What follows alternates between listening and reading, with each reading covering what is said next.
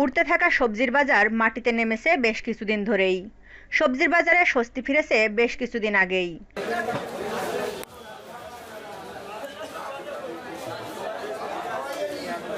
জানিয়ে দেব আজ ঝিনাইদহের শৈলকুপা উপজেলার ভাটই বাজারে কি দরে বিক্রি হচ্ছে বিভিন্ন শীতকালীন সবজি।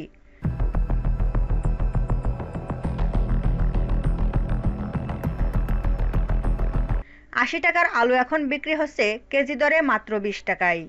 খুচরা বাজারে প্রতি কেজি কাঁচামরিচ এখন বিক্রি হচ্ছে মাত্র ৪০ টাকায়। টমেটোর দাম কেজি প্রতি ১০ টাকা কমে আজ কেজি প্রতি টমেটো ভাটই বাজারে খুচরা বিক্রি হচ্ছে মাত্র ৩০ টাকায়। আর ফুলকপি বিক্রি হচ্ছে প্রতি পিস মাত্র ১০ টাকায়। অন্যদিকে ভাটই বাজারে খুচরা বাজারে প্রতি কেজি সিম বিক্রি হচ্ছে মাত্র ১৫ টাকায়। অপরিবর্তিত রয়েছে পাতাকপি আর বেগুনের দাম। প্রতি পিস পাতাকপি বিক্রি হচ্ছে মাত্র ১০ টাকা, আর বেগুন বিক্রি হচ্ছে কেজি প্রতি ৩০ টাকা। এছাড়াও পেঁয়াজ বিক্রি হচ্ছে কেজি প্রতি ৪০ থেকে ৫০ টাকা দরে।